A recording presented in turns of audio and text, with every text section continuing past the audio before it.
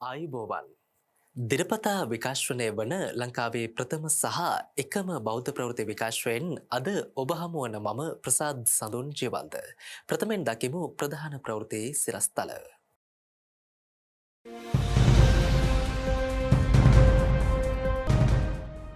තුන්නද හේනසිරි සුධර්මයාන සේනාසනයේ අභිනව චෛත්‍ය ගර්භයෙහි නිදන් වස්තු තැන්පත් කෙරෙයි.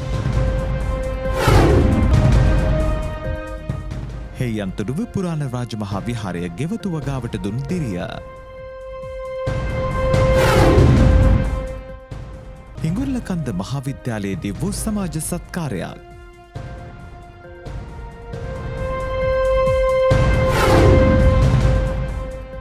බොරෝබුදුර බෞද්ධ පුදබිම.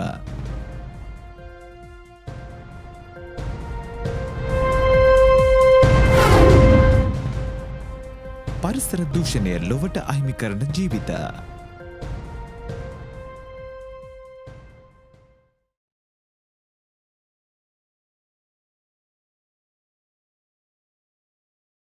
කඩුවෙල තුන්නද හේන සිරි සුධර්මයාන සෙනස්සනයේදී කළ අභිනව චෛත්‍යයෙහි ගර්භය තුළ නිදන් වස්තු තැන්පත් කිරීම පසුගියදා සිදු කළා.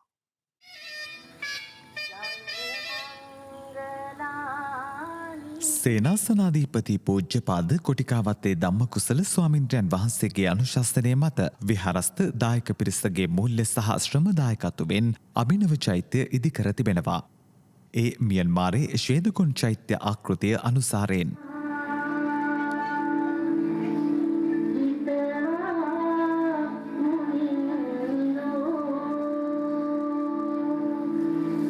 ධාතුන් වහන්සේලා ඇතුළු නිදන් වස්තු පෙරහරින් වැඩම කරවා චෛත්‍ය ගර්භයේ තැන්පත් කෙරුණේ වැඩම කර සිටි සංඝරත්නයේ ප්‍රධානත්වයෙන්.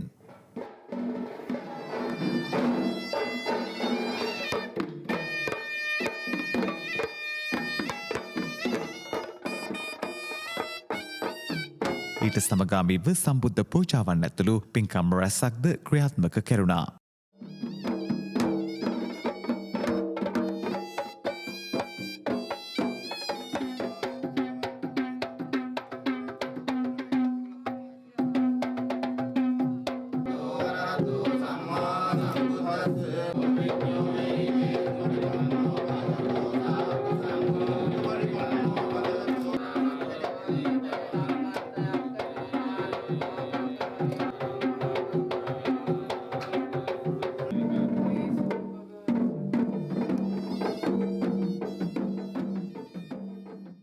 හෙයන්තොඩුව පුරාණ රජමහා විහාරස්ථානය මගින් ප්‍රදේශීය ජනතාව වෙත එළවලු පැළ බෙදාදීමේ වැඩසටහනක් ඉකුත් දිනක ක්‍රියාත්මක කළා.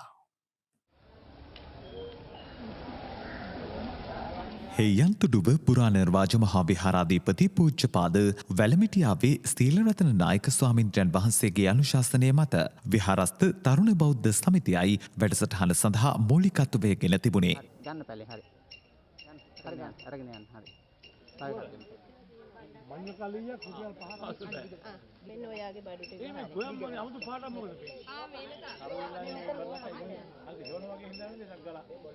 ඉහළ පළදාවක් සහිත එළවලු පැළ දසදහසකට වැඩි ප්‍රමාණයක් මෙහිදී ජනතාව අතර බෙදා දුන්නා. පූජ්‍යපාද වැලමිටියාවේ සීලරතන නායක ස්වාමින්ද්‍රයන් වහන්සේගේ අනුශාසනය මත විහාර භූමියේ එළවලු සහ පළතුරු සහිත වගාබිමක් මේ වන විට සකස් කර ඇත්තේ ජනතාව ගෙවතු වගාව සඳහා දිරිගැන්වීමේ අපේක්ෂාවෙන්. අපේ ඓතිහාසික හේයන්තොඩ පුරාණ විහාරස්ථානයේ විවිධ ස්ථානවල නොයෙක් පැළ වර්ග රෝපණය කළා. ඊට අමතරව අපි කල්පනා කළා ගමේ ඒ පවුල් ගණනාවක් තුළ මේ භෝග එළවලු භෝග වගා කිරීම තුළින් යම්කිසි දෙයක් අපට කරන්න. ඒ අනුව අපේ තනබව සමිතියේ මාය විසින් මේ කියන ඒ පැකට් හදලා ඒ වගේම වටිනා ඒ බීජ වර්ග තැන්පත් කරලා රෝපණය කරලා අද අපි බලාපොරොත්තු වෙන ඒවා ගමේ බෙදා දීම. ඉතින් අපි පැල පොකට් ගත්තාම අපි 2000කටත් වඩා වැඩි ප්‍රමාණයක් බෙදා දීම සිදු කරනවා. ඒක පැකට් එක පැල 10ක් ගත්තොත් එහෙම පැල 10000ක් විතර ගමේ රෝපණය වෙලා තියෙනවා. ඉතින් මේ තුළ යම්කිසි ආදර්ශයක් රට ලැබෙයි කියලාත් අපි බලාපොරොත්තු වෙනවා. ඉතින් මේ කටයුත්ත අපි සාර්ථක වුණොත් මේ ඉදිරියටත් ඒ තනබව සමිතිය මගින් ගමේ ප්‍රදේශ අවශ්‍යතාවයන් ඒ ආකාරයෙන් සපුරාලන්න බලාපොරොත්තු වෙනවා. ඒ කටයුතු සියල්ලක් තුන්වන්ගේ පීඩෙන් සාර්ථක වේවායි කියලා අපි ප්‍රාර්ථනා කරනවා. දෙහිවූ විට හිගුරල කන්ද නිම්නද මිත්‍රත්ව සංසදය සංවිධාන කළ සමාජ සත්කාරක වැඩසටහනක් ඉකුද්දා ක්‍රියාත්මක කෙරුණා.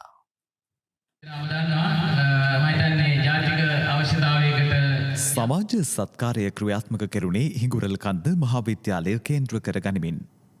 මෙහිදී රුධිර බැංකුවේ රුධිර හිඟය පේවීමට දායකත්වයේ දැක්වීමේ අරමුණින් ලේතන්තිමේ කඳවුරක් සංවිධාන කොට තිබුණා.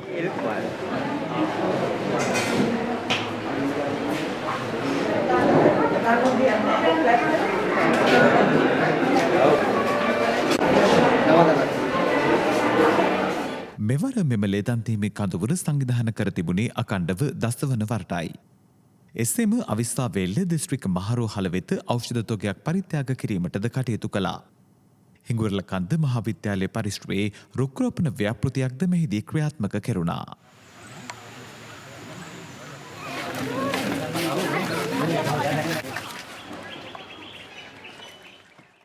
ඓතිහාසික පොළොන්නරුව කිරිවෙහෙර චෛත්‍යයෙහි කොත්වහන්සේ නිර්මාණය කිරීමේ පින්කම බෞද්ධ මාධ්‍යජාලය මෙවන විට ආරම්භ කර තිබෙනවා. මෙම අති දුර්ලභ වූ පින්කම සඳහා දායකත්වය දක්වන්නට දැන් ඔබටත් අවස්ථාව පවතිනවා.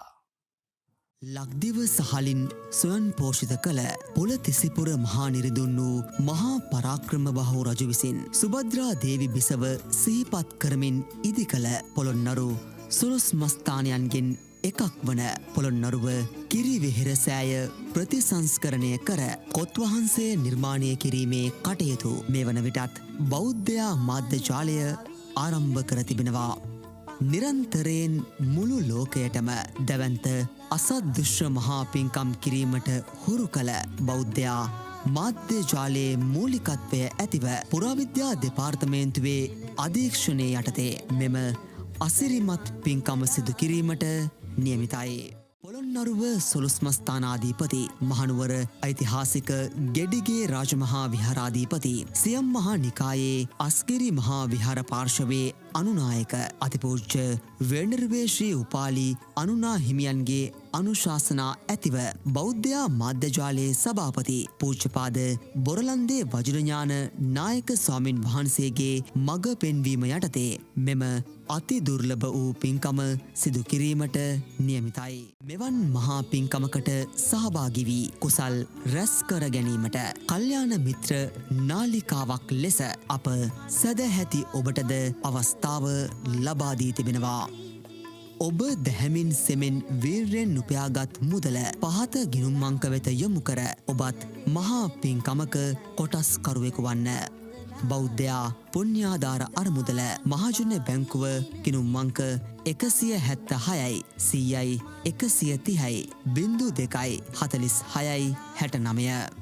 සම්පත් බැංකුව ගිණුම් අංක 02යි 706යි 04යි 195.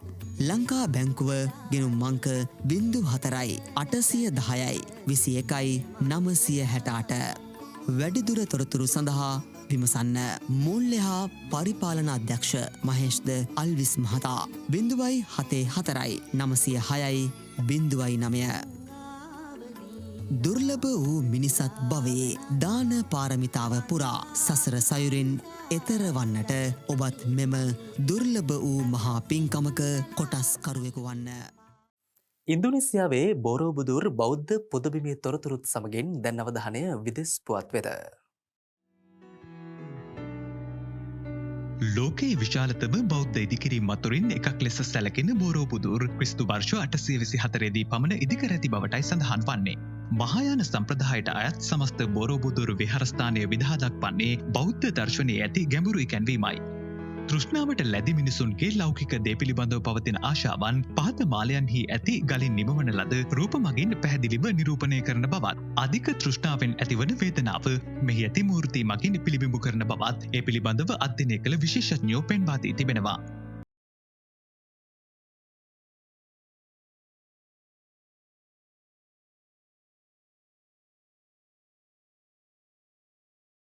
සංකීර්ණයම දිස්වන්නේ බෞද්ධයන්ට ඉතා පූජනීය වූ නෙළුම් මලක ස්වරූපයෙන්. බෝරෝබුදුර විහාර සංකීර්ණයම සියුම්ම අධ්‍යයනය කරන්නෙකුට බුද්ධ දර්ශනය පිළිබඳව යම් අවබෝධයක් මනාව ලැබිය හැකි බව ප්‍රචලිත මතයක්. 1985 වර්ෂයේදී ආගමික අන්තවාදීන් පිරිසක් එල්ල කළ ප්‍රහාරයක් හේතුවෙන් බෝරෝබුදුර විහාර සංකීර්ණයේ ස්තූප 9ක් විනාශ වී තිබෙනවා. පසුව 1991 වර්ෂයේදී යුනෙස්කෝ ලෝක උරුමයක් ලෙස මෙම බෝරෝබුදුර විහාර සංකීර්ණය නම් කිරීමට පියවර ගත්තා. ඇෆ්ගනිස්තානයේ බහමියන් බුද්ධ ප්‍රතිමාවලට අත් වූ ඉරණම බෝරෝබුදුරු වෙතද අත්විය හැකි. ඒ නිසා බෝරෝබුදුරුහි ආරක්ෂාව විවිධ අංශයන්ගෙන් තහවුරු කිරීම ඉතා වැදගත් වන බවයි ඉන්දුනීසියාවේ පුරාවිද්‍යාඥයෙකු වන චෛදීර් ආශාරි හොංකොංහි සවුත් චයිනා මෝර්නිං පෝස්ට් පුවත්පතට පවසා ඇත්තේ. එවන් පසුබිමක බෝරෝබුදුරු බෞද්ධ විහාර සංකීර්ණය ගෝලීය බෞද්ධ සංචාරක ගමනාන්තයක් ලෙස ප්‍රවර්ධනය කිරීම තුළ දේශීය හා ජාත්‍යන්තර අමුත්තන් ආකර්ෂණය කර ගැනීමට අමතරව ඉන්දුනීසියාවේ ආගම සඳහා වඩාත් මධ්‍යස්ථ පුහුණුවරක් ප්‍රවර්ධනය කිරීමේ අරමුණුද පවතින බවයි වාර්තා වන්නේ.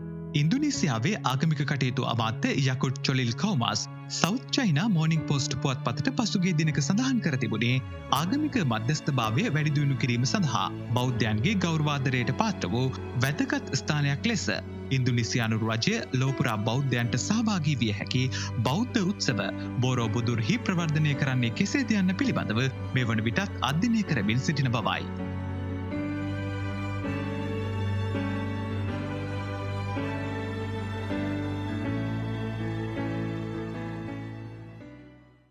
පරිසර දූෂණය නිසා වසරකට මිනිසුන් මිලියන 9ක් මිය යන බව නවතම වාර්තාවලින් අනාවරණය වී ඇති අතර එයින්ද වැඩිම මරණ සංඛ්‍යාවක් සිදුවන්නේ අප්‍රිකානු කලාපයේ රටවල බව හඳුනාගෙන තිබෙනවා.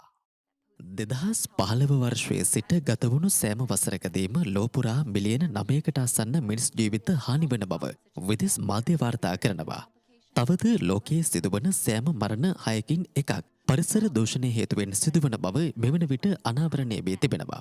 එසේ මෙම මරණ හේතුවෙන් ගෝලීය ආර්ථිකයට ඩොලර් ට්‍රිලියන 4.6ක් පමණ අහිමි වන බවත් පර්යේෂකයන් හඳුනාගෙන තිබෙනවා. වොෂින්ටන් විශ්වවිද්‍යාලය මගින් රැස් කරගත් දත්ත විශ්ලේෂණය කරමින් මෙම අදහස ඉදිරිපත් කර තිබෙනවා. මෙම අධ්‍යයනය සඳහා එක් වූ පර්යේෂකයෙකු වන රිචර් ෆුලර් සඳහන් කරන්නේ ලෝකයේ මැලේරියාව HIV AIDS සඳහා දක්වන අවදානමවත් දේශගුණික විපර්යාස සඳහා මෙතෙක් ලබා දී නොමැති බවයි. පර්යේෂකයන් මෙහිදී වැඩිදුරටත් පෙන්වා දෙන්නේ අප්‍රිකානු කලාපයේ ජීවත් වන මිනිසුන් සඳහා සනිපාරක්ෂක තත්ත්වයේ ඉතා අඩු වී තිබීම සහ පරිසර දූෂණ තත්ත්වයේ හේතුවෙන් අප්‍රිකාව තුළ වැඩි වශයෙන් මරණ හා රෝගීන් වැඩිවීමට හේතු වී තිබෙන බවයි. එත් සමගින් අදට නියමිත සුසන්දේශය ප්‍රවෘත්ති විකාශය මෙතකින් නිමාවට පත්වෙනවා. YouTube සහ සුසන්දේශය Facebook පිටුපොස්සේ දිනපතා විකාශනය වන ලංකාවේ ප්‍රථම සහ එකම බෞද්ධ ප්‍රවෘත්ති විකාශයත් සමගින් ඔබට දිනපතා එක්විය හැකි. ඔබ සැමට සුවදායි රාත්‍රියක්. සම්මා සම්බුදු සරණයි.